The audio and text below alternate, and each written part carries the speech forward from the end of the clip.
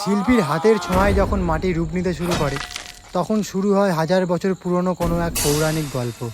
এখানে মাটির ক্যানভাসে জীবন্ত হয়ে উঠছে লঙ্কাধিপতি রাবণের সেই অহংকার আর অমিত শক্তির দৃশ্য। রাবণ তার পূর্ণ শক্তি দিয়ে উপড়ে ফেলতে চাইছে মহাদেবের সেই বাসস্থান কৈলাস পর্বতকে।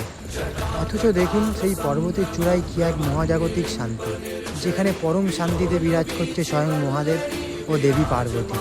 আসন্ন পবিত্র শ্রাবণ মাসের শ্রাবণী মেলার জন্য তৈরি হচ্ছে এই বিশেষ মৃৎশিল্পটি।